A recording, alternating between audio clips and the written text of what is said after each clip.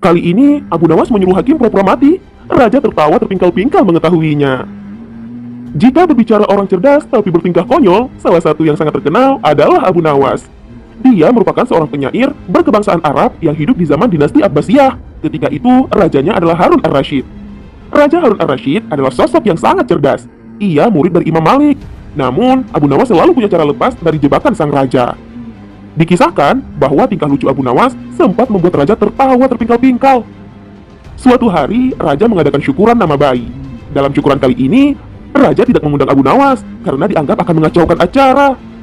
Tetapi bukan Abu Nawas namanya jika kehabisan akal. Ia pun hadir meskipun tanpa diundang.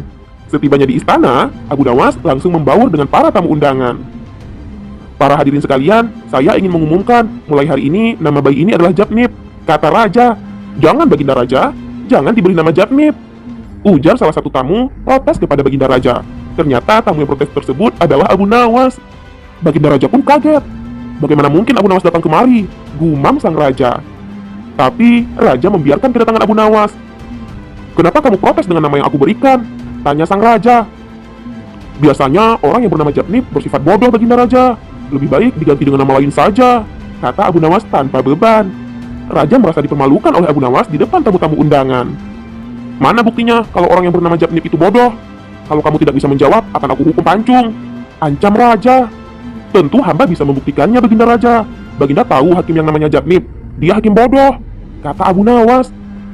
Tapi untuk membuktikan kebodohannya, hamba membutuhkan 30 keping emas, tambah Abu Nawas. Raja pun menyetujui karena bakal ada tontonan menarik dari Abu Nawas. Hari itu, Abu Nawas pulang dengan 30 keping emas. Keesokan harinya, Abu Nawas datang ke rumah Hakim Jabnib dan membawa uang 10 keping emas. Ketika sang hakim sedang berzikir, diam-diam Abu Nawas menyelipkan keping emas tersebut di bawah sajadah. Lalu Abu Nawas tertawa terbahak-bahak sehingga membuat sang hakim heran. Kenapa kamu tertawa, Abu Nawas? Tanya Hakim Jabnib kepada Abu Nawas. Burungmu dalam sangkar itu berkata, ada 10 keping emas di bawah sajadahmu. Jawab Abu Nawas. Dengan rasa ragu, hakim tadi menyingkap sajadahnya dan mendapati 10 keping emas.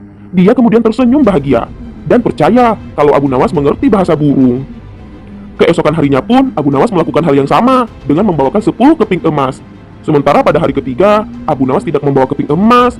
Saat bertemu hakim di rumahnya, Abu Nawas malah menangis tidak seperti 2 hari sebelumnya. Kenapa kamu menangis, Abu Nawas? Tanya sang hakim. Burungmu berkata bahwa kamu akan mati besok.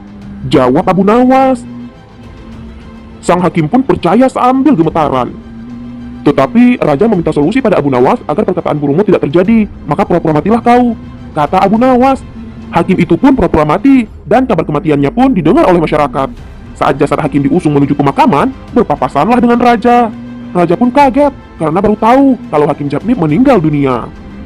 Raja pun membuka keranda melihat wajah hakim itu terakhir kalinya.